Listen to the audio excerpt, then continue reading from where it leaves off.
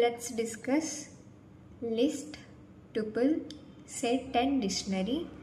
So light అంటే present మనకి Diwali offers జరుగుతున్నాయి కదా, మనం అమెజాన్లో కానీ ఫ్లిప్కార్ట్లో కానీ కొన్ని ఐటమ్స్ అనేవి కార్ట్లో కానీ విష్ లిస్ట్లోకి యాడ్ చేసుకుంటాం. ఇట్ ఈస్ నథింగ్ బట్ ఏ లిస్ట్లో కూడా మన ఐటమ్స్ని యాడ్ చేసుకోవచ్చు, రిమూవ్ చేసుకోవచ్చు, చేంజ్ ద ఐటమ్ చేయొచ్చు, and we can add A duplicates also. It is called A list. Next tuple వచ్చేసరికి మనం ఇంకా కొంచెం కిందకి వెళ్తే కొన్ని ఆఫర్స్ ఉంటాయి, కాంబో ఆఫర్స్ ఉంటాయి.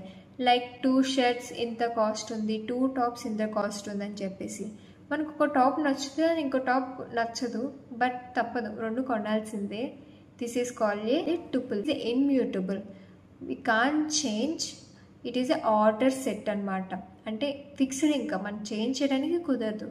కంపల్సరీ ఒకసారి మనం యాడ్ చేసుకొని కన్ఫర్మ్ చేసుకుంటే అది మొత్తం కొనుక్కోవాల్సింది.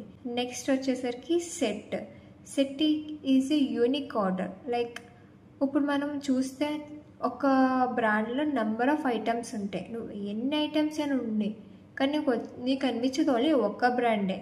ఎక్స్ అండ్ వై కంపెనీలో నెంబర్ ఆఫ్ బ్రాండ్స్ ఉన్నాయి, నెంబర్ ఆఫ్ ఐటమ్స్ ఉన్నాయి, కానీ అబ్జల్యూట్లో మీకు టాప్ ఆఫ్లో ఏమొస్తాయి, 4-5 బ్రాండ్స్ మాత్రమే వస్తాయి. ఫర్ ఎగ్జాంపుల్ పూమా, నైకియా ఎక్సెట్రా ఇవన్నీ వస్తాయి. సో నీకే అంటే set is a unique name.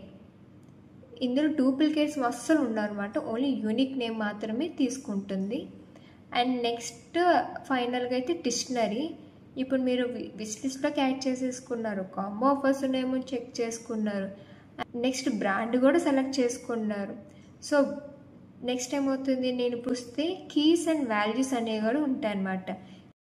Name, shoes, brand, Puma, cost 1 2 3 4 5 ఇలా కాస్ట్ ఉంటాయి.